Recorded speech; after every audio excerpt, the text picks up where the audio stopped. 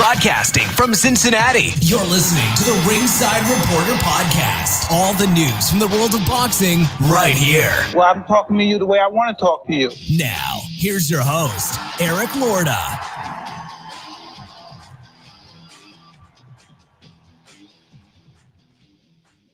And we are live. Welcome to the Ringside Reporter Show, where we talk about the latest boxing news. If it's related to boxing, we'll talk about it here.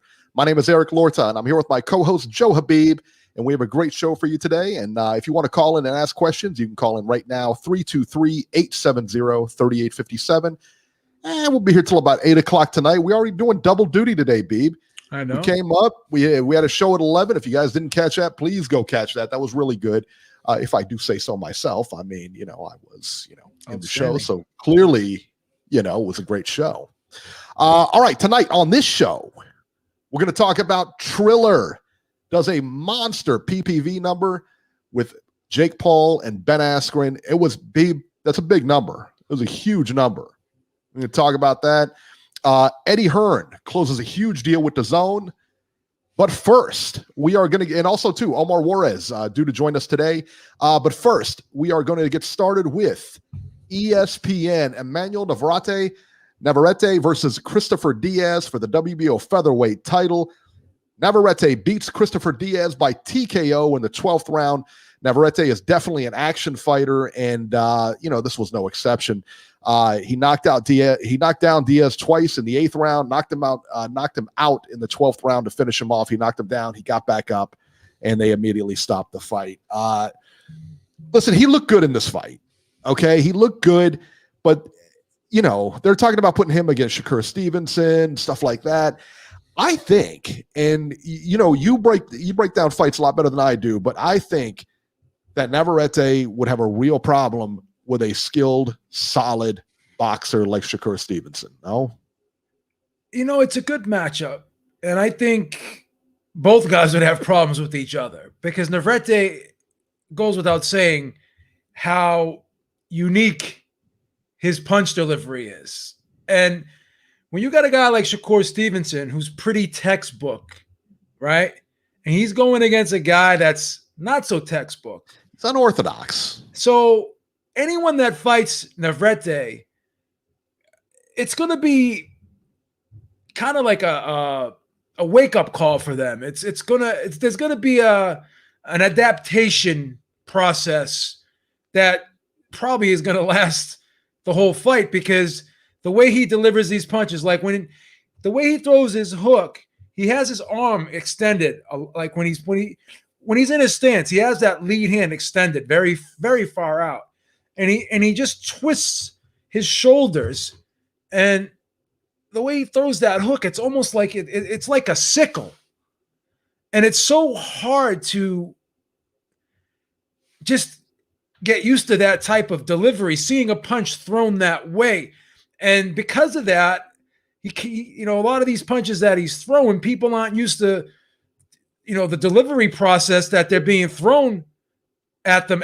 And then, it's hard for them to just defend against these shots. The uppercut's another one, he gets criticized for just being unorthodox, but there's a method to his madness as well, because you saw how he was throwing feints, that little right shoulder feint, and he dropped down, and then he came up with the uppercut. And also, too, it's the way he moves his shoulders.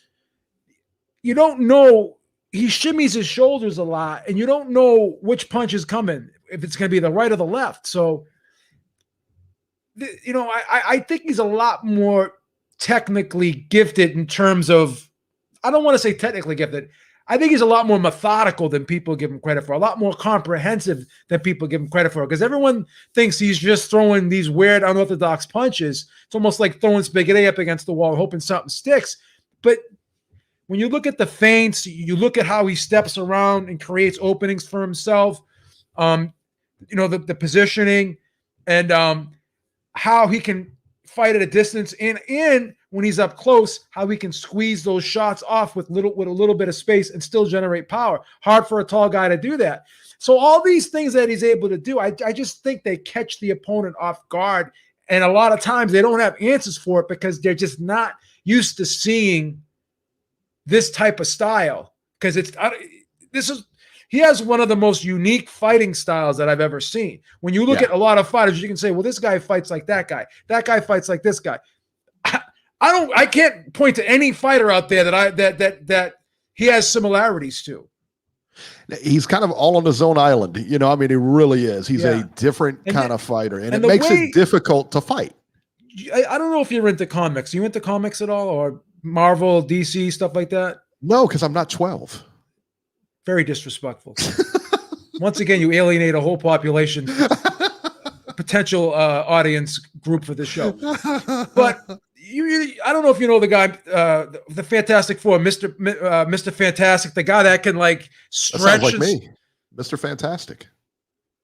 Yeah, but the guy that can stretch and stuff, and he can like extend his arms, and like Plastic Man's another one of those superheroes. He can just like stretch his arms.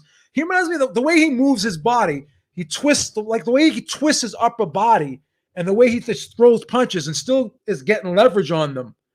He's almost like Plastic Man. He's like Mr. Fantastic from the Fantastic Four. The way he can just contour his body in such a weird way and squeeze punches off. And I don't care who you are. Andre Ward said it perfectly last night. He's a tough out for anybody. Can Shakur Stevenson beat him? Maybe. But can Navarrete beat Shakur Stevenson? Maybe. So I don't see it. I really don't. I think that he would have a difficult time with a very disciplined, skilled boxer, a pure boxer, like a Gary Russell, like a Shakur Stevenson. I even think Leo Santa Cruz or somebody, along those lines. I mean, yeah. Well, that's why they fight the fights, Eric. I mean, that's right. That's very true. Yeah. That's very true. You could be right. Jamie 7 in the chat. I think this sums it up. This is right. Navarrete is an awkward genius. That's perfect, right? That's perfect. No, because like a lot of times when you see someone throw wide hooks, they torque it and they pull back with their arm. He doesn't pull back. He bends. He twists his shoulder and goes like that and turns it with his. Right. He's not pulling back his arm, so his arm is like extended outward like this, and he's just twisting his shoulder throwing the punch.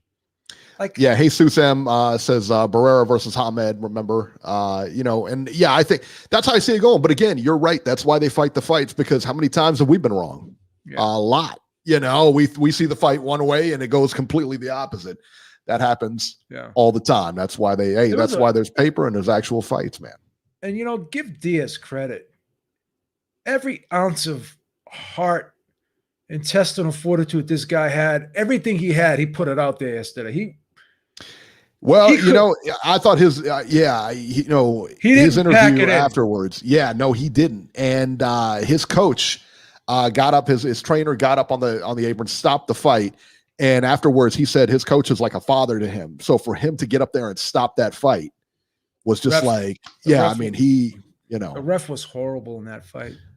I don't know, listen, man, it's tough, but he's a championship fight. Refs have a tough job. Refs and judges have a very tough job because no one ever agrees with them 100% across the board. I get that. Very true. But when you're in a championship fight, you have to have some fights under your belt. Okay. You have to have some rounds and fights under your belt. Sometimes these referees are working 2-3 a night. So, I mean, listen, man, at the championship level, there's really no excuse for it. There's not. If you see an undercard fight and everything, you got to let that go. But at the championship level, that's what else? It's tough, man. You know what else is frustrating? This is what really frustrates me, because you're in there firsthand. You got the best seat in the house watching the fight. You're seeing how the fight developed and how it played out. It doesn't take a rocket scientist to figure out that Diaz was way behind in that fight. So when you're officiating that fight as a referee, that has to, That has to be one of the factors in the back. Like if the fight's close, then that could be something that you say, oh, I don't want to be the guy to decide this fight. I don't want to be the controversial footnote to this fight, right? I don't want to be the asterisk. But he needed a knockout to win. There was no way, judging by the body language in the beating he was taking in that final round, there was no way he was going to get that knockout. So there was no reason to let that fight continue on. Why should the corner have to throw the towel in? You know what I mean? It's just crazy to me. Again, it goes back to the difficult choices. I mean, well, we both sat ringside at fights before, and you're at those tables, and we both sat ringside and we both sat, in the deck. So you watch it from the deck and you're like, oh wow, it doesn't look as bad as it looks. When you're ringside for that fight, I mean, you're seeing shots that sweat's flying off. I mean, every shot looks like a big shot when you get hit, and you see stuff that the camera doesn't necessarily catch. So when you're a referee and you see the other guy who's getting beat, throw a shot, hit him with that, it's all subjective. You're like, maybe he does have a shot, and you have as a referee, he's got a clear view of what's going on in there, whether he can go or whether he can't. And sometimes they make the right call, sometimes they don't, but it's a subjective thing. If I was the trainer, I probably would have pulled him out maybe in the 9th or 10th round. That 8th round was a tough one for him. Getting knocked down twice and everything like that. That was a tough one. So and he just got progressively worse as the fight wore on. After the 8th round, it was significantly worse, I should say. Yeah. And, I probably would have pulled the plug earlier. I think this fight ruined him, to be perfectly honest. I don't think he'll ever be the same after this fight. I don't think so either, but he was brought in. I mean, listen, did anybody expect this guy to win? No, but it's one thing losing, and it's one thing losing, and it's another thing getting systematically taken apart. Absolutely. No, I would completely agree with you on that. Yeah, for sure. Yeah. This probably took multiple years off his career. There's no question about it in my mind. Yeah. Time will tell. For sure. Yeah, for Time sure. Tell. I mean, but it was one of those things when we looked at this on paper, I was like, he wasn't going to win this fight. Yeah. I mean, it was a tough assignment. Yeah. This was a little less than a showcase. Wasn't exactly a showcase fight, but it wasn't exactly, he was meant to win this. Let's talk about Edgar Berlanga versus Damon Nicholson, super middleweights here. Edgar Berlanga ends his KO streak, but wins a unanimous decision over Damon Nicholson. Scores were 79-68 and 79-69 twice. Berlanga was pushed in this fight, forced to go the distance for the first time in his career. And honestly, man, this is exactly the type of fight he needed. I really believe that. He needed to go the rounds. Those first round knockouts were doing him no good. Just for experience, this is the kind of fight that he absolutely needed. And I thought he dominated the fight. I thought he clearly won. He was knocking the guy down and around and everything. But again, what do we always say? What are you going to do if you're a power guy and you don't have that power to get the other guy out of there? Somebody's going to be able to take your shots. It just happens, somebody's going to be able to take it. I think that, this was a good fight for him. He showed me a lot in this fight. I still think he needs work. No question. He needs work. Jesse Hart, prior to this fight, had called out Berlanga. I think that's a fight I'd like to see. They'll never fight him. No, they're not going to fight him. But I think it's a good fight for him. And I think Berlanga can win, but I also think Jesse Hart can win. Yeah. Hart's a very, very good fighter. Yeah. I agree. Berlanga, I will say a couple things.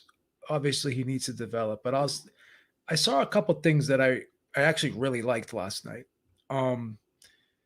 The jab is very consistent, so it's not like he's just throwing wild shots. He's setting everything up behind the jab, which is great.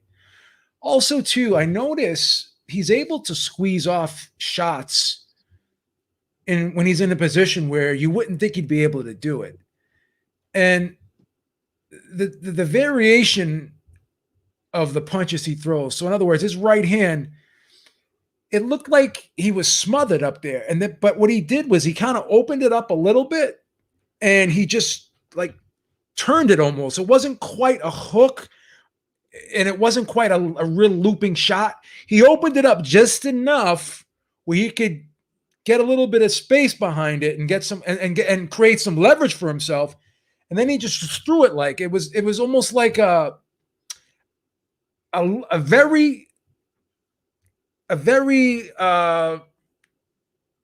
short looping shot, but very little loop to it, in other words. And Golovkin throws the right hand like that sometimes too, where he just kind of comes and he throws it like sidearm almost, but he doesn't really open it up wide. So it had a little bit of a loop to it, but it wasn't excessively wide, you know? And he threw a hook in that fight too, where it looked like he wouldn't be able to have enough space to do that. But it was almost like again, like a 6-inch hook, sort of like the types of punches George Foreman used to throw, where he just would only need that little bit of space. So what he's hurting guys with either hand, and he's hurting guys with variation type punches. So it's not like when you look at a guy like Deontay Wilder, like he's just a big right hand guy. He kind of throws it the same way all the time. Certain guys have those signature punches, right? But he has variations of these shots. So he's got many variations of the right hand, many variations of the left hook, many variations of the uppercut. So that hook that he threw basically was a 6-inch hook, but he's still able to hurt guys with it, or at least at this level. Now, what we need to see is, as you said, when he's not getting a reaction from these punches, and the guy keeps coming at him, and he has to reset quick because there's no freezing the action from the guy having to recover from you hitting him. You're not able to freeze the guy in his tracks. You're not able to incapacitate somebody or disrupt somebody's rhythm because you're knocking them off their kilter, right? What's going to happen? Because now those are the good things I saw. Here's one weakness: he's not incredibly fluid with his combinations. You know what I mean? He's not a real smooth type guy. You know, he's a guy that's kind of a clubber, and he'll throw the right hand and left hook, but there's a little bit of timing difference to it. There's a little bit of space.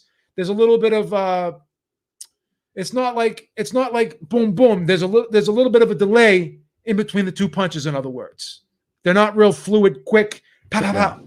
Canelo, when you look at Canelo, he's like pop, pop, pop, pop. He's very fluid and gets the shots off quick. And there's no time space in between the punches, whereas there's kind of a delay between the punches with this guy.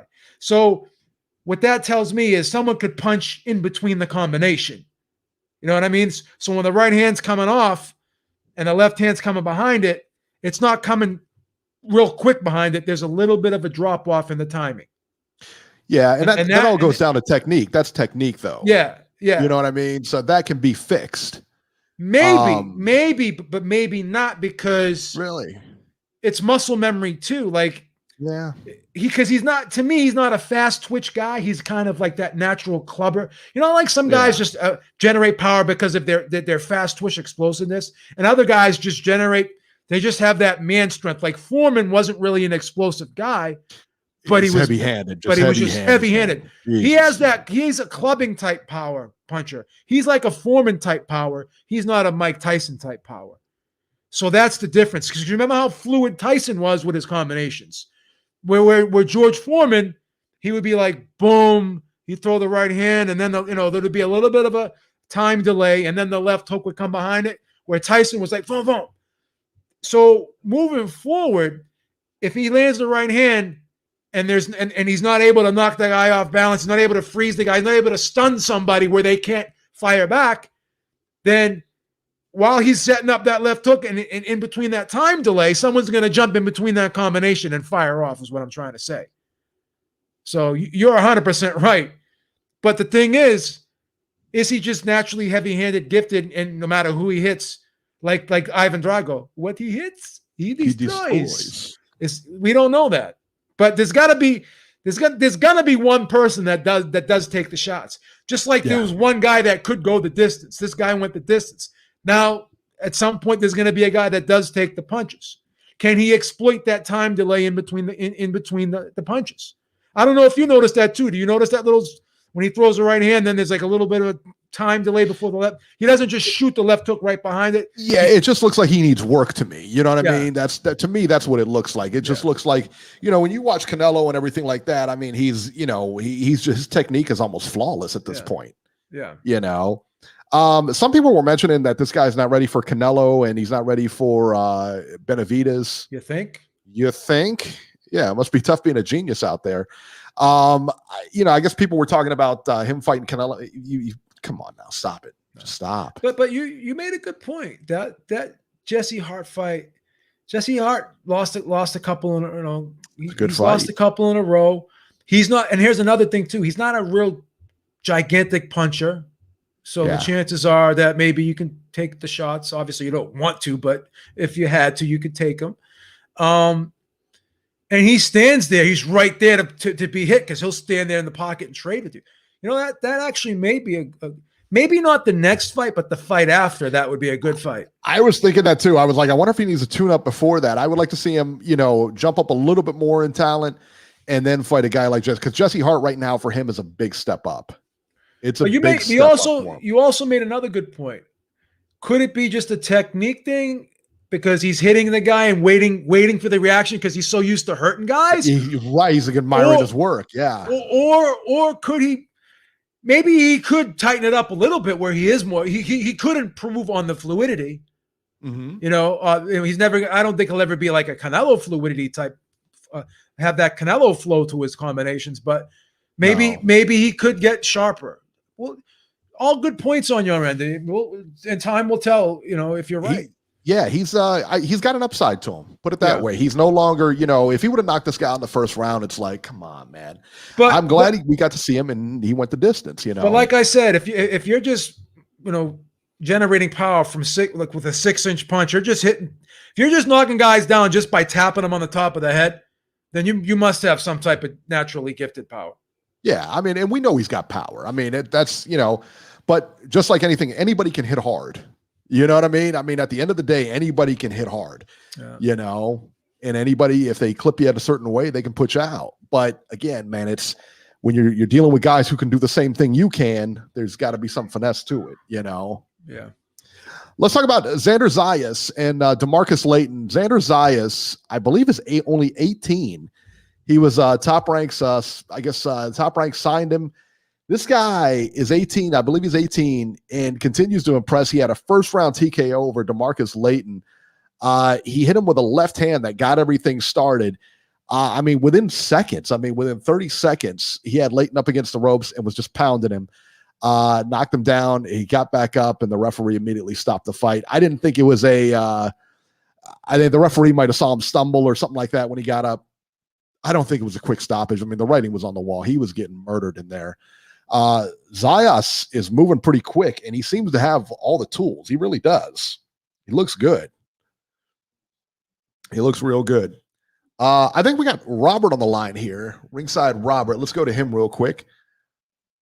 530, you're live. Hello, guys. How are you? Robbie. How are you, guys? What's the word?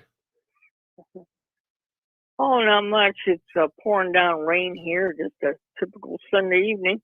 But no, that was a very good fight card last night on ESPN. I didn't have high hopes for the Navarrete Diaz fight. I didn't think it would be much of a fight. It turned out to be a lot better than I thought it would. And I would like to see. I'd like to see Navarrete fight Stevenson. I'd like to see him move up because every fight he's been in at 122 and 126 so far, he's handled them pretty easily. And I don't see anybody at 120. Since you can't get Gary Russell in the ring, if you can't get Gary Russell in the ring, since he doesn't like to fight only once a year, then kind of move up and go to Stevenson. Hey, where is Gary Russell at? When's the last time he even fought? He's in the missing in action or secret witness program. I think the last time he fought was last April or last May. Yeah, something like that. It's been a while. Yeah. I mean, how in the hell can a sanctioning body allow this dude to keep his title? Money. I Money. mean, I don't get it. I really don't get it. But no, I think I like this Stevenson fight. I hope that happens. Yeah, I think that's a good fight. I mean, I'd like to see it. Yeah. Yep. And I want to. Me and Beeb had a conversation earlier this week, and we were talking about the upcoming pay-per-view with Ruiz and Areola. Yes. At first when I heard about it, I'm like, oh, who's going to buy that? But you know what? I got to thinking about it. Since they lowered the price and they've actually made it cheaper than normally what pay-per-views are, this is a good time to send boxing people a message to go ahead and buy the pay-per-view since it's lower price. Because if enough people buy it, maybe in the future when they decide to put things on pay-per-view, they will no longer be $75 or $80. Son, it's a lousy card. Why would you buy this? You got to support the sport, Eric. You got to support. Why would you buy this? I didn't say it was. Well, number one, I have a disease. Come on, herpes, don't steal my lines. He's got herpes. Don't steal my lines. Okay, I have the disease. I have the sickness. Do you use Abreva for your cold sores? Yeah. Robbie, you know what I was gonna tell you? Robbie, you know what I was gonna tell you? What? You were asking why does Gary Russell not get stripped? And the thing is this, you got to look at the sanctioning body, the title that he holds, WBC. That sanctioning body never strips anybody. They never enforce their mandatories. They allowed Deontay Wilder to not have that fight as mandatory. 2 years went by before they enforced his mandatory. So that's why Gary Russell doesn't get stripped. Yeah, I know. If he had the IBF or the WBA, he would have got stripped. He said, yeah, I know. Yeah. Reese Mack in the chat says, we criticize Robbie for not buying fights. Now he buys one and he still gets criticized. Eric's just That's right. the problem with Eric is he'll never be happy with Robbie. I embrace Robbie. I embrace Robbie. When he calls in, I welcome him with open arms. Eric is like, he treats him like a Jehovah's Witness knocking on his door. He doesn't want to talk to him. I don't like it. Right. I don't like it. But no, seriously, I at first when I heard about this, I'm like, I'm not going to buy that. But the more I got to thinking about it, and I realized they lowered the price, I'm thinking, you know what? It's time to send boxing people a message, because maybe if enough people buy this, even though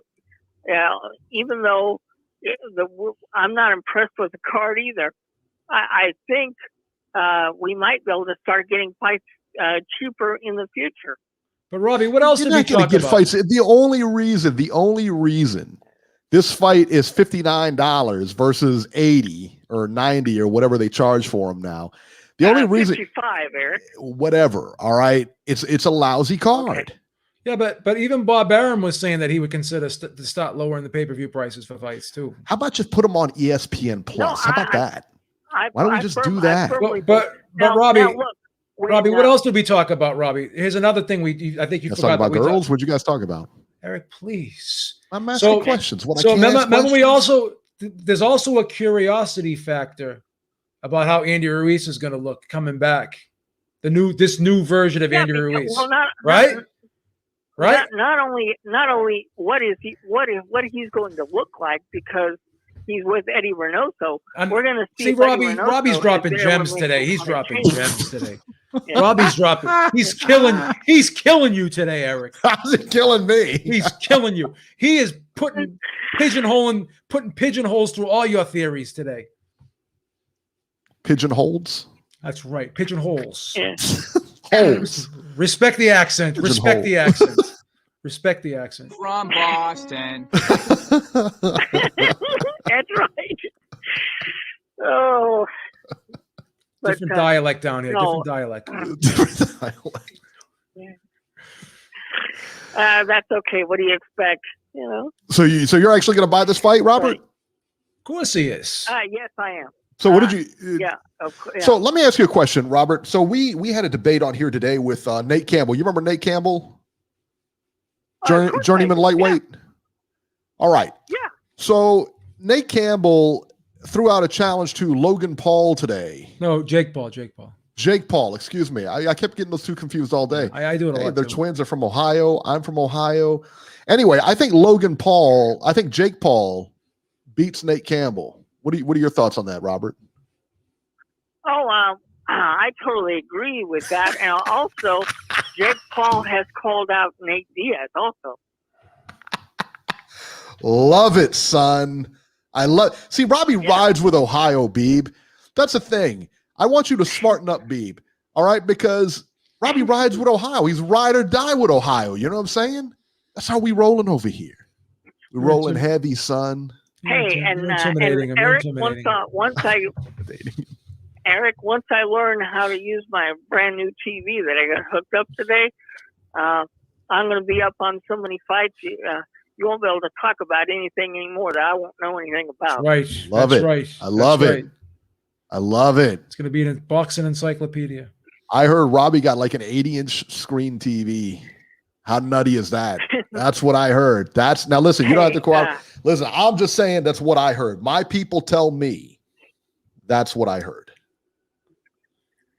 Well, whatever you heard, Eric, I got two of them. So he got two of them, son. What do you think? He's just going to buy one? Yeah. Two of them, son. He's going to have one in the bathroom. Wow. He'll be waking up in the morning, brushing his teeth, watching television in the bathroom, Daddy.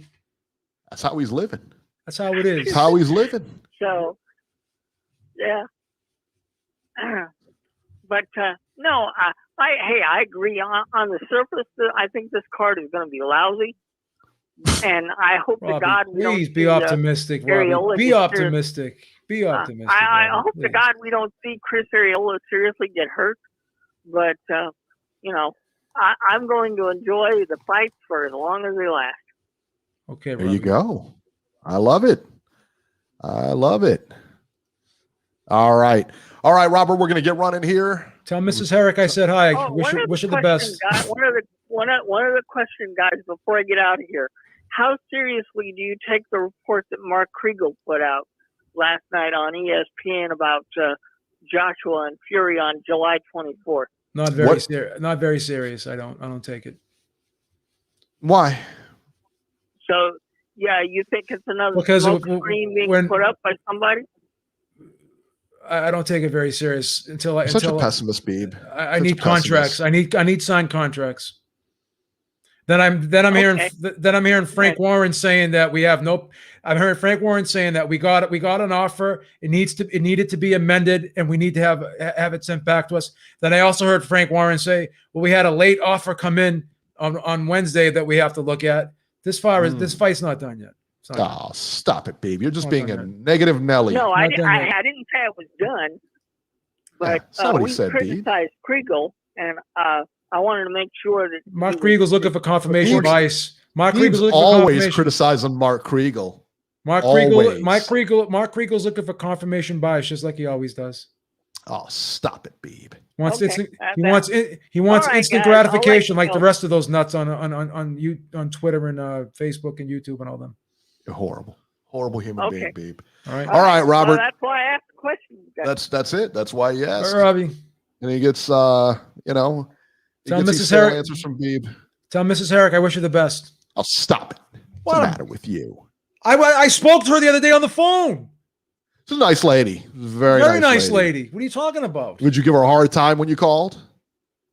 No, I was telling the story about how Robbie blew the paper, the boxing TV results for me the other day. She agreed with me that it was wrong. Yeah, that he was wrong. Did she ground him, or what did she do? No, I mean she took desserts away from him for a week. That was it. That's not much, man. She was going to cut his TV down to 1 hour a day, but I said no, just take the desserts away. You should have cut his TV down. Quite honestly, that's what you should have done. Well, that's up to him. I mean, he's the one who, Then he has to do the dishes on Sunday. That's only fair. That's only fair. 8:05, you're live. Then again, maybe you're not. Hey guys, what's up? All right, Notch, wake up, will you please? Nacho. Wake up. All right, Nacho, why don't you settle this Come debate on. for us? Notch, wake up. Why don't you settle this debate for us? I know. Yeah, I go to him, former caller of the year. He just disrespects us, Beeb. If you can't we stay say awake, 8:05, you're live, and he just disrespects us. Just like he's waiting to come on, like his own intro or something like that. Drink a cappuccino. Nacho. Drink a cappuccino before the show starts if you can't stay awake. That's right. I agree with you, Beeb. Wait. Who do you guys think I am, Jason? That I need an intro? Come on now. I don't need all of that. Wow. I don't need the. I don't need Beeb. The intro, unlike some other so-called callers. All right, so let me ask you a question here because we had a hotly contested debate earlier on today. We had Nate Campbell on the show, and he called out Jake Paul in a fight. Now, you remember Nate Campbell, right? Yes.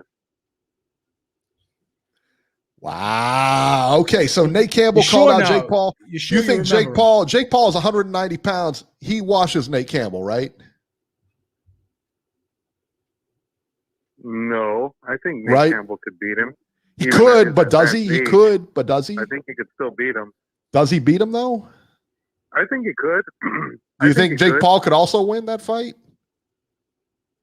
No way. You don't think he beats Nate Campbell? You're talking to a guy who really. You're talking to a guy who really. Ohio, Nacho. You're talking to a guy who really understands the sport, Eric. You're not talking to some freaking tutti frutti fly by nighter on Twitter. Okay. I was talking to Nate Campbell earlier. You're not talking to some ham and egger on friggin' Instagram. You're talking to a real boxing fan. Ham and egger. All right. Please. Yeah. You're not talking to some lackey here. All right, so we got one for Jake Paul. We got one for Nate Campbell. Yeah. I think if you give Nate Campbell enough time to get ready, I think he could beat Jake Paul. I'll still beat him. I'm not convinced Jake How Paul's much time does he need? How much time would you give him to get ready? 4 weeks. I mean, given the fact he hasn't fought in years. 4 weeks. Oh, you just give him a regular camp like anybody else, like 8 to 10 weeks. I think he could whip up on Jake Paul at this point. Jake Paul's taking guys on 2 days' notice. Come on, Eric. Really? We're really going to sit there and compare Nate Campbell, a former world champion, to Ben Askren? Come on. Ben Askren. Eric, he was undefeated for a little bit, He was undefeated for a time. Yeah. Yeah, but not in boxing, he wasn't. He was undefeated in boxing. So, I was undefeated too in middle school. Paul took a 0. I was undefeated too in middle school. What does that matter now?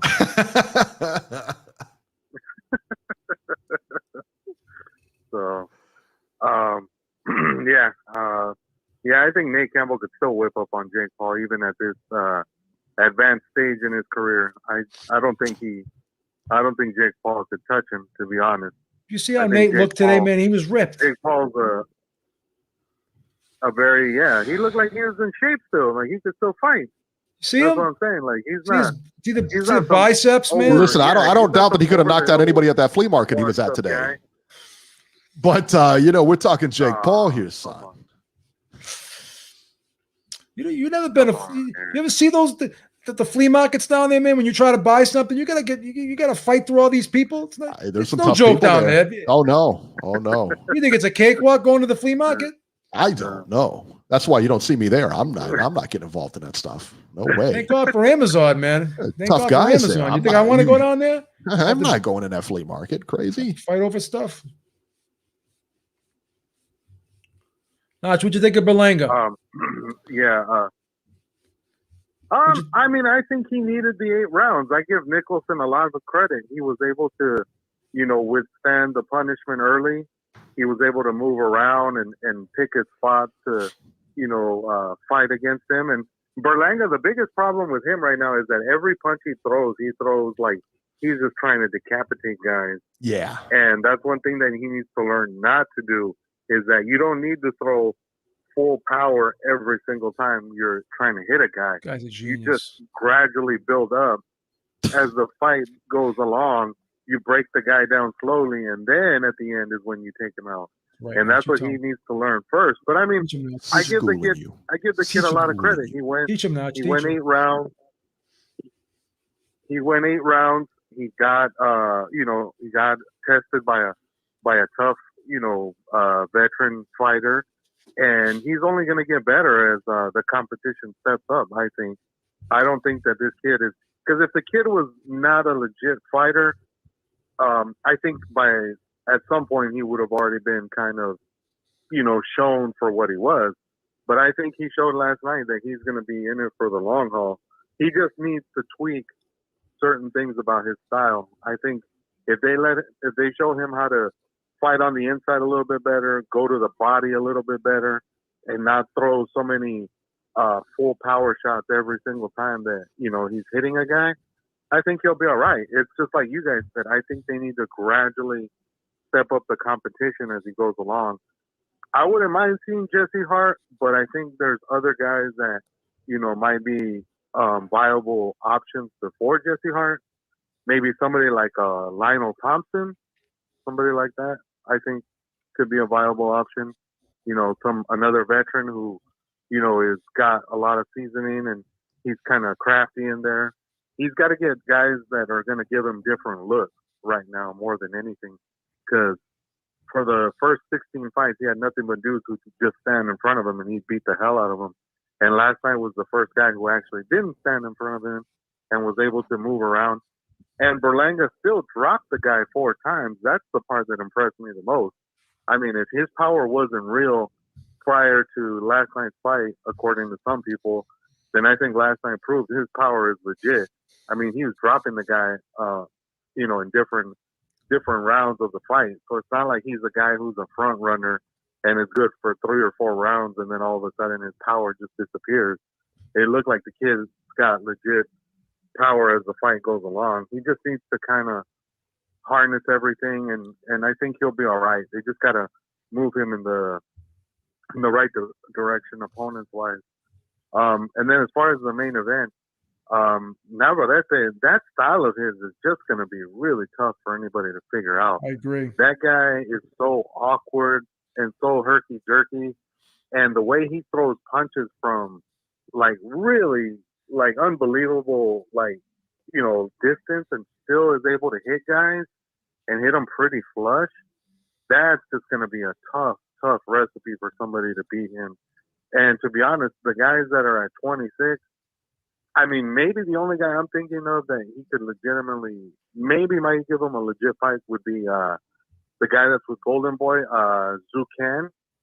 He might be the most legit guy that is available, because all the other 26-pounders are kind of aligned with the PBC right now, with Russell and Ray Vargas and some of those other dudes. So I don't know if he gets a chance to fight any of those guys. But, I mean, I wouldn't mind seeing him take on, or he could take on maybe the Lara kid, the one that just beat Warrington, That might be a good fight as well. But his options at 26 are going to be kind of, limited as he goes along. So I don't see him staying at 26 very long. That's why they're talking about moving up to 130 to fight Shakur. Yeah, he's going to move up to 30 at some point. I think he beat Shakur? You think he beat Shakur, Nacho? Yeah. No. Nacho, you think he beat Shakur? I think he has a chance, Steve. I'm going to pick him. I'm going to pick him over Shakur. He's going to have to. He's going to have to lose. He's going to have to really. He's going to have to really go after Shakur though. He can't he can't try to box with Shakur. He's going to have to be super aggressive and go after him. And I think that's the only way you're going to beat Shakur. If you try to box with Shakur, you're going to lose. Yeah, Shakur walks that guy, son. Shakur boxing. Yeah. He walks that guy, son. If he tries to box with him, he loses. Yeah. So, I mean, I don't know. But, yeah, I think Navarrete is going to be a problem for anybody at 26, and then we'll see what he is at 30. And, yeah, real quick, I just wanted to comment on Robbie talking about the whole, if we buy crappy pay-per-view cards at a lower price, then that means the promoters will start giving us good pay-per-view cards for less money. Robbie, I love you, but that's not going to happen. No. These pay-per-view cards are sold at a price for a reason, and the PBC knows why they're selling it at that, because they know that if they try to sell it at $75, nobody was going to buy that card. So what is it, 55 now? I'm they not had to buying drop it. the price on it. They're basically It's like telling you 50 it's not a bucks. great pay-per-view by selling it at that price. Yeah, that's 100% what they're doing. That's 100% basically what they're doing. Yeah, exactly. What are you gonna do? Yeah, and that's what I don't understand why Robbie doesn't see that's what they're doing. It's He's that been you off his lower game. the He's been price off his game a little bit on a lately. crappy card. Oh, okay. Oh, that's cold-blooded. All right, Nacho, we're gonna get running, man. Yeah. All right, guys. All right, man. Yeah, Robbie's been off his game. What's the matter with you? What's the matter with you? You just telling how much he's schooling me, and now he's off his game. What's the matter with you? You got to give him positive reinforcement. You got to give him the just so we you got to give him the means to get better. Stop it. Just stop it. Got to motivate him a little bit. What's the matter with you? Got to equip him to do better. All right, let's go over the fight schedule here. April 30th. What is that, Friday? I don't know. ESPN Plus, Marudi Thalane versus Sonny Edwards, 12 rounds for Thalane's IBF. Michael Conlon, I guess, Ionut Baluta, 10 rounds, junior featherweights. Nobody's watching it. Why? Come on, it's Friday. stop Yeah, it. it's a Friday. It's Friday night, so I don't know. I don't care. I'm not watching it. Come on, stop. Put something on my TV. May 1st, from Carson, California, Fox pay-per-view. Andy Ruiz Jr. versus Chris Arreola, 12 rounds heavyweights. Sebastian Fundora versus Jorge Cota, 12 rounds junior middleweights. And Erislandy Lara versus Thomas Lamana, 12 rounds for the vacant WBA regular middleweight championship. Is Lara versus Lamana, is that on the pay-per-view? I thought I read that was going to be on whatchamacallit? Fox. Yeah, I'm not sure about that. I'll have to find out. I wonder how many fights are on that thing. I wonder how many fights are on that pay-per-view. Usually it's 4 fights on the pay-per-view. Yeah, typically. Omar Figueroa Jr. is on the card. Let's see here. Adrian Granados is on the card. Yeah, so let's come back to that in a second. May 1st, on DAZN from Manchester, England, Derek Chisora versus Joseph Parker. That's going to be a good fight. 12 rounds heavyweights. Dimitri Bivol versus Craig Richards, 12 rounds for Bivol's WBA light heavyweight title. And Katie Taylor versus Natasha Jonas, 12 rounds for Taylor's WBC, WBO, IBF, WBA women's lightweight title. Chris Eubank Jr. making his return against Marcus Morrison, 10 rounds middleweights. Campbell Hatton, Ricky's son, coming back versus the dreaded TBA. That's a good card. That's a better card. I'm going to tell you right now, that's a better card than that pay-per-view card, son. Am I wrong? I hate to agree with you. That's a better card than that pay-per-view, son. It really is. Right? Come on, man. That's a better card. It's a better card all the way around. Yeah. So let's talk about this Fox pay-per-view card. I don't know how many fights are going to be on it. Typically, there's 4 fights on it, but I thought I saw that that Lamana and Lara were fighting on Fox, like Big Fox, but I don't know. I could be wrong. They usually put the undercard on like a lead-in. Yeah, like a lead-in or something like that. Fox Sports 1, I think they do the undercards. Yeah, something like that. So I don't know, man. And Chris Arreola, listen, man, I was a big fan of the guy back in the day. Listen, your time is done. All right. How they got this guy to fight again on a big stage. Let him get his money, Eric, please. Yeah, no, I agree. Let's let him get his money, but I mean, he ain't getting my money because I'm not watching this thing. Eric, you know what's gonna happen? What's gonna happen? You better rely on that Biden stimulus money. Come Saturday, right? You're gonna be like, damn, I got nothing to do. I gotta watch it. I gotta watch. I got nothing to do. You know what? You're gonna cave. You're gonna cave. I am. You know what? I know I will. So stop putting up this front. Stop putting up this front and trying to mislead the public. Mislead the public. I did one time, right? When they announced that Mayweather Maidana fight. It actually was a really good fight. But I thought when they first announced it, I thought it was such a mismatch. So I said, I'm not going to buy that. So I didn't buy it, right? But then I started like sitting there and I started shaking. Like I had like a freaking I had like a freaking something was bothering me and I was like, oh, I had to buy the pay-per-view, man. Like I have a condition, man. I'm addicted to pay-per-views, man. I started freaking having like an episode. I was taking an anxiety attack, thinking about what's happened, what's going on with this pay-per-view. I had to buy it. That's when I knew I had a sickness. The one time I tried to not buy a pay-per-view and I started shaking, I started sweating, started getting hot flashes, and I had to buy it. I had to buy it. I'm sorry. Listen, I if you're asking me for a recommendation, would I buy this fight? No, I would not. The undercard is not really that great either. I mean, Jorge Cotto, Sebastian Fundora, I could take or leave that fight. That's not a pay-per-view fight. That's not a pay-per-view undercard.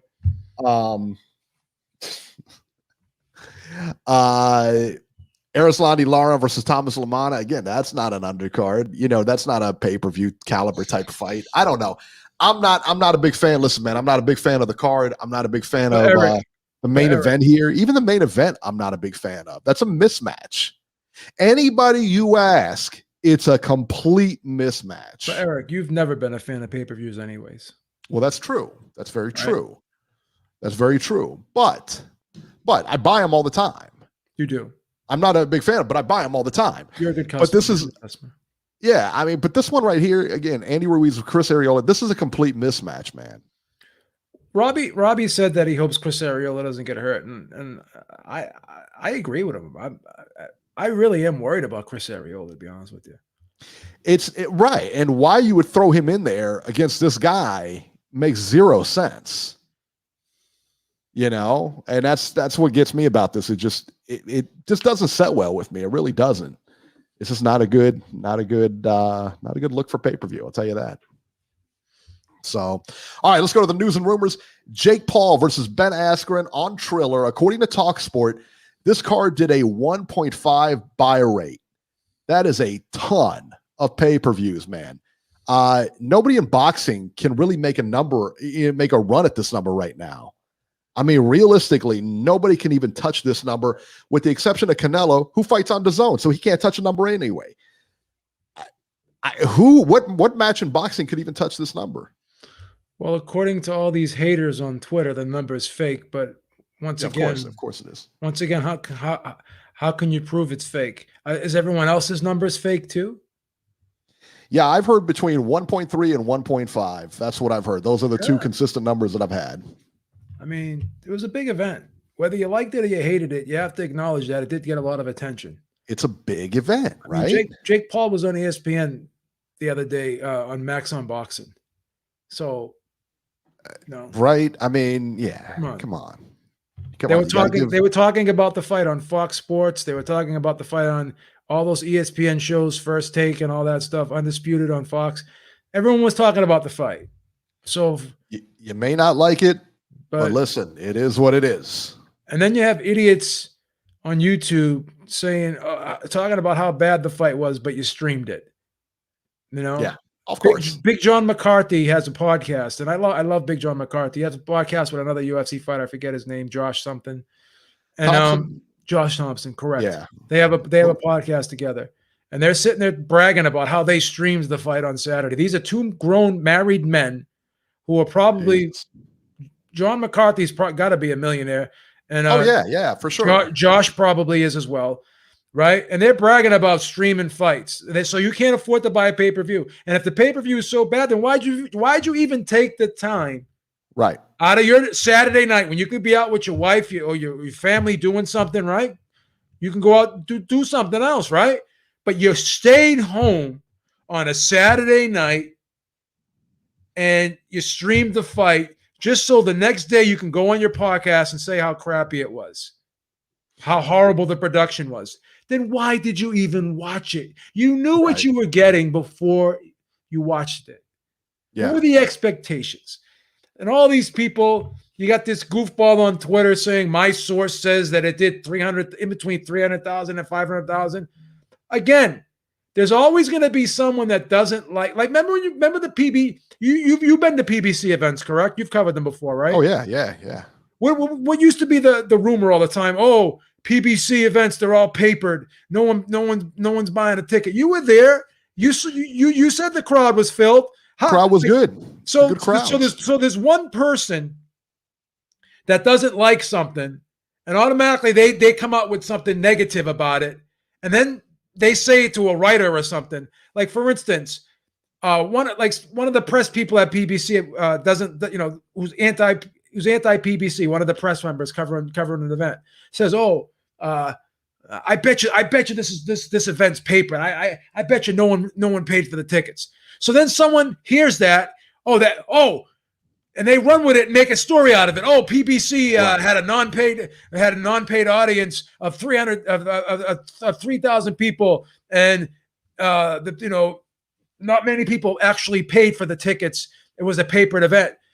So anyone could say anything. There's a lot of people who are negative towards certain entities. So if you're an anti-PBC guy and you're a pro Top Rank guy and you're in the crowd and you're covering the event, you're going to say something negative about PBC. Boxing has turned into factions, turned into surrogate people. They're not boxing writers, not boxing writers anymore. They're surrogates.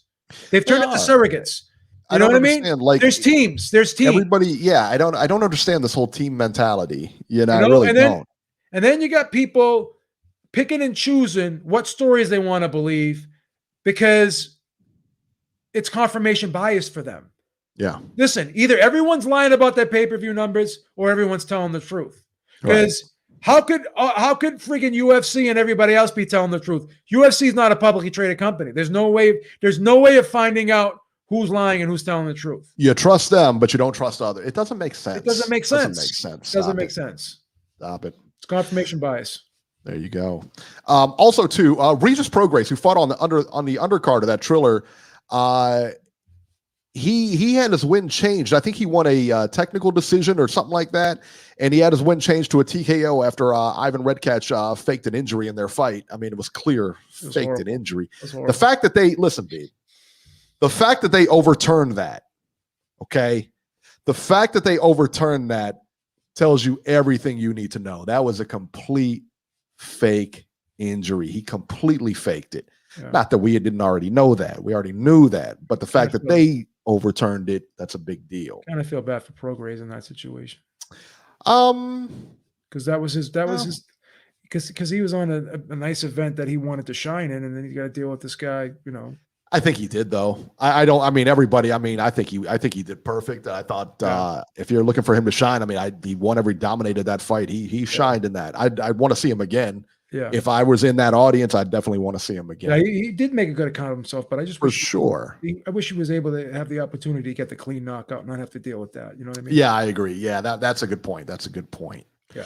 Logan Paul from Ohio versus Floyd Mayweather on June 5th. Kind of, maybe. They seem to have rescheduled their whole thing. Said it was announced this week that Logan Paul and Floyd Mayweather would fight on June 5th. However, there's a problem here. That's the same night as the Triller card featuring Evander Holyfield and Teofimo Lopez. Now, Steven Espinoza has come out and said that there is no venue or no date set for that yet. And I got to lean toward I believe him, because them putting that on the same Triller card, you have two pay-per-views on that night, dueling pay-per-view. That doesn't go well for anybody. Then our old friend Mike Harbinger tweets out, sources say it's being moved to Sunday, June 6th. And then Steven Espinosa totally contradicts that and says there's no date and time. There's no date and venue yet. Yeah, so, I don't know why they'd put it on a Sunday. I know the WWE runs on Sunday, but I don't know if this would really work for them. This Carpenter guy is out of control. Oh, stop it, Beeb. He's a reporter. He's a reporter. He's like the Lois Lane of boxing. Top reporter. You like comics? It should appeal to you.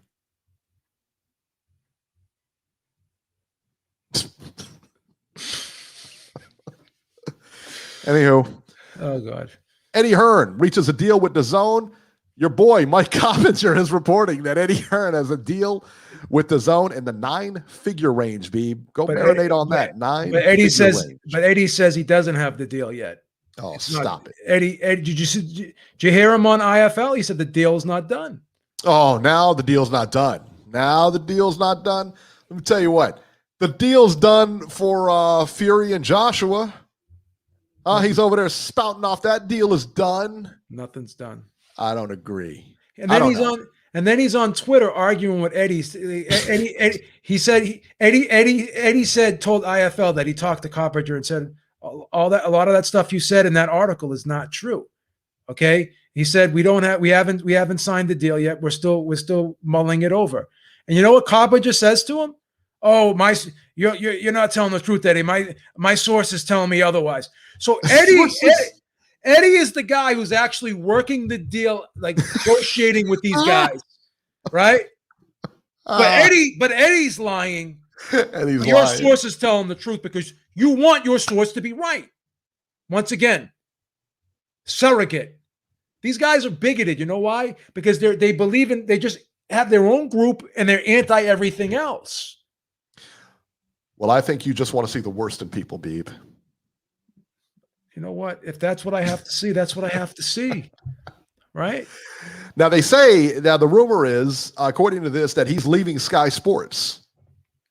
All right. And he's taking his entire stable with him, with the exception of Dillian White and Anthony Joshua, who are on their own. He hasn't confirmed it. Yeah.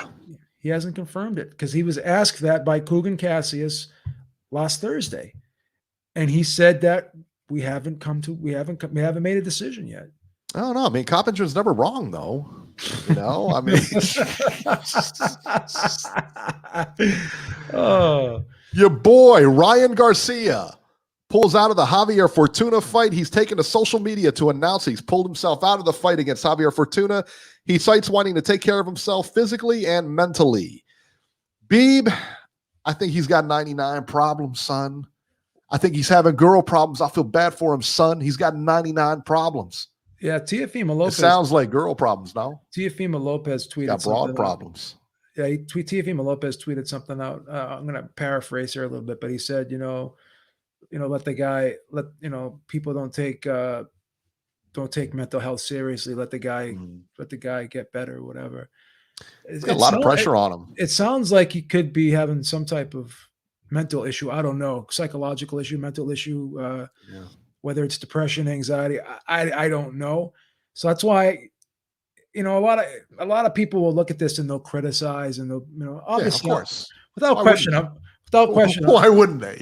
Yeah, without question, I'm very disappointed. But I really don't want to jump the gun yet and start making accusations towards Ryan Garcia just yet. I want to know exactly what's going on, because if he has something clinical that he has to deal with, then he should deal with that.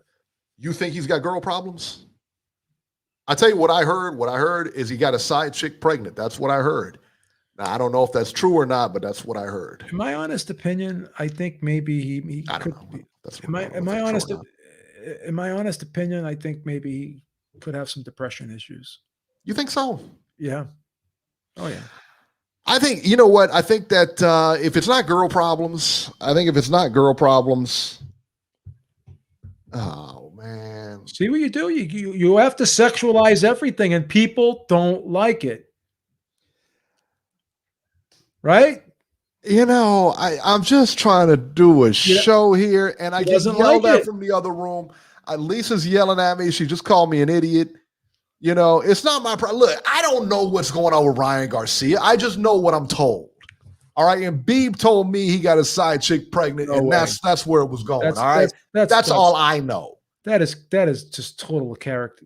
That's messed up. I agree with you, Beeb. It's messed up. That's defamation of character right there. I agree. Absolutely. Absolutely. I'm 100% on your side, Beeb. I agree. Vasyl Lomachenko is going to fight June 26th, and he's facing, this was announced last night on the ESPN card, Masayoshi Nakatani. For those of you who don't know, Nakatani is the one who gave Teofimo all kinds of problems in their fight. He is a tough guy. Who did he knock out last time? Who was the guy he knocked out? Oh, shit. And he was losing that. I think he was supposed to lose that fight or something like that. Let me see if I can box record here. He was behind. I know. I can't remember. I'm so mad that I can't remember the fight. Yeah, it was a good one too. He was behind on the cards. Double check that. I didn't know. I'm looking him up on. Verdejo. Verdejo. That's who it was. You know, Yeah, I'm looking him up on BoxRec. You know how many Nakatanis there are? I had no idea there were that many. I can't believe I forgot Verdejo. Yeah, it was Verdejo. Verdejo was what were the scores? What were the scores at the time of that stoppage? Yeah, he was down 78, 72, 78, 72, and 77, 70. He was way behind. That guy can fight. That guy can fight, man. He was way behind in that fight before he got the knockout. And he's a real tough guy to beat because he's lanky, he's taller, he's strong. I think he beats Lomachenko. Oh, stop it, Beeb. I think so. What's the matter with you? I think so. Just taking a dump all over Lomachenko's career? No, I think he's too big for him. I think he's going to utilize his length. I think his right hand's going to be problematic for Lomachenko. I got to be honest. It's going to be a good fight. Yeah. I don't know if he beats Lomachenko, but I'll tell you what, it's a good fight. Now, that guy is solid. Yeah. Now, Lomachenko, here's a problem. If Lomachenko can't hurt him, he's going to keep coming. Yes. And coming and coming and coming. And he's going to force Lomachenko to have to use a lot of energy to move and constantly, move side to side so he doesn't get hit with stuff, right? And eventually he's going to get tired. He can't move the whole fight. What's going to happen when he stops moving? That's when he's going to start getting hit with that right hand. Yeah, I think it's going to be interesting, man. I really do. I'm picking Nakatani in that one. Are you? Yeah. That's a good fight, man. Yeah. I don't know if I don't know that Nakatani beats him, but I think it's a real solid fight, man. Lomachenko should be favored in that fight. Probably, most certainly will be favored more than likely. Yeah. But I'm just wondering how big of a favorite he'll be, because that'll be a nice little bet you could make. Put a little side money on that. Not bad. Nothing huge. I'm sure that'll be a good value bet right there. I don't hate if you're taking Nakatani. I don't hate that pick. Put it that way. Yeah. All right, let's go to 508. From this day, you'll be my new fool. Georgie. Hey, yo, I cannot sleep, bro. I cannot sleep. I'm not going to lie. My energy's a little low, but I'm going to do my effort. Listen what's happening, people. How you doing, Georgie? Yo. What's going on, Georgie? Did you get your vaccine yet? Hell fucking no, man. What do you think? They're going to put a microchip in you?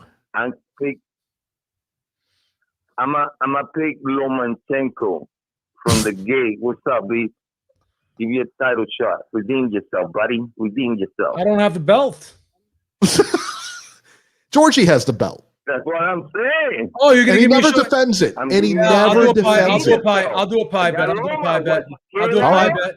I'll do a pie bet. I'll take Nakatani. I'll do a pie. All right, but it's got to be a good pie now, not like your weak pies where you just rub it on your nose and that's it. Yeah. Nah. I'm talking boom, man, because you cannot be doing these little. Yeah, that's weak sauce, son. Pies, they ain't cutting it no more. Weak. Damage the eyes. I don't want to damage the eyes. Some sunglasses. 21. Yeah, I'm going to take Nakatani. Let me talk about these numbers, bro. Listen, Thriller is not fair to compare Thriller with any other boxing sport, even if it is a pay-per-view. You cannot compare those little pay-per-views. I mean, you put in boxing pay-per-view against a fucking spectacle. Because this motherfucker got rappers, Justin Bieber was in that bitch. That's right. He did a very good job. That's only right. $500,000 was just about Ice Cube was there too. Ice Cube was there. Yay! He was there. The amount of star power that they got on Thriller, baby, these people gonna catch M. There is no way around it. They're gonna, probably a few 100,000 fucking inflated, but who the fuck doesn't do that? Everybody inflated numbers. They all do. Talk to the knuckleheads on Twitter. Don't tell me. Talk to the knuckleheads on Twitter talk to the knuckleheads on Twitter that want to pick and choose who's lying and who's telling the truth. No, they all lie, baby. They all. Thank you. That's part these are some great calls tonight, man. Everyone's on their game tonight. Even Robbie. Even Robbie. No, I mean, I'm serious, man. Because, I mean, this number shit, you can't really, like, trust it too much because everybody's going to exaggerate the whole thing. So, fuck it, let them lie. The whole thing is that Triller at an event, it cannot be compared with all the. Do you understand what I'm saying? Triller at an event cannot be compared. Actually, you're making a very good point. I will have to concede that. You're making a good point. Because Triller's more of an entertainment event. Some people that know yeah, for sure. You're making it. U.S. boxing is not as. You must have took your ginkgo biloba yesterday because you're making an excellent point today. But check this out, boxing is not what it used to be. It's just to water down. The people just migrated to all the shit. You're right. There's so many fucking shit you can take from the sport until you're like, you know what? Listen, the UFC was on. I saw some leg being broke. I said, yo, the UFC don't disappoint. You hardly see a fucking robbery in that bitch. Those are facts. That was a phenomenal card yesterday. Very enjoyable. Very enjoyable, entertaining card. Very entertaining card. Boxing is so watered down. Listen, boxing is so watered down, baby. What happened when fucking Jorge fought in the UFC? Who was it that Canelo was fighting on? Kovalev? That they sit down during the fucking fight? Yeah. One of the biggest style in boxing, not the biggest style in boxing, have to take a knee on front of the UFC. So when people start talking about, they talk about boxing and the numbers and this and that, baby, you're talking about like you on the 80s. You on the 90s stuff. The whole thing changed. Yeah, change, baby. You gotta just take that L, baby. We all gotta take as boxing fan, baby. We're not number one. Get that fucking shit out of your fucking head. Yeah. It's mad. Boy, I am down with that. I don't have a lot to say. I already get the challenge. Hopefully that fight doesn't break through. Oh, about Ryan Garcia, I would like to say, baby, listen. Did you hear the same thing I heard about Ryan Garcia? Boxer. Now listen, I'm gonna tell you what he's bothering me. It don't take no fucking scientist to figure that shit out. You are a boxer who want to become a world champion, probably unified. And you got dropped by who? Who did you get dropped? You have to say the name again.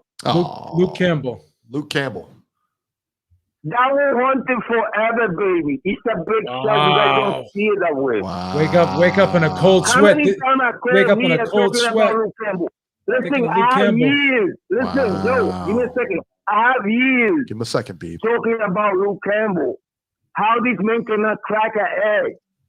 And you get dropped by Luke Campbell, baby. You know your career's over. You know that. I know that. You guys know that too. You guys know that shit too. But somehow your brain block it. I don't know why. I don't either. Drop by Luke Campbell, nigga, hang them up. Hang the gloves up. That's the problem right there. Ain't no girl, ain't no this, ain't no that. Luke Campbell dropped me. Guess what? I'm traumatized. Nigga, the day Luke Campbell fucking dropped me, I committed suicide. Nah, let me know. Stop. Whoa. There's limits. Yeah, we gotta draw the line. We don't go beyond. What's the matter with you? Let me go. Let me go. Let me cut the lights. Let me cut it right there. I gotta go. Everybody support the channel. Donate. See you next week. And still. Can't believe he's giving me a title shot. Can't believe he's giving anybody a title shot. Hangs on to that stuff like it's money. Been holding that belt hostage for years. I know. I tell you what, man. Well, we're going to have to reschedule Omar Juarez. It looks like we got some times mixed up or something like that. Something happened, but that's okay. We'll reschedule him. He'll be back on here shortly. Not a problem. Not a problem. He's a nice kid, man. Nice kid. We like him. He's all right. Yeah, we like him. We like him. He's a good guy. Good guy. All right, guys, that'll do it for this edition of Ringside Reporter. As always, you can catch Joe Habib on Twitter at jhabib1 and find our YouTube channel at ringsidereporterlive.com. You can find me on Twitter at ringside73, and we will see everybody next week.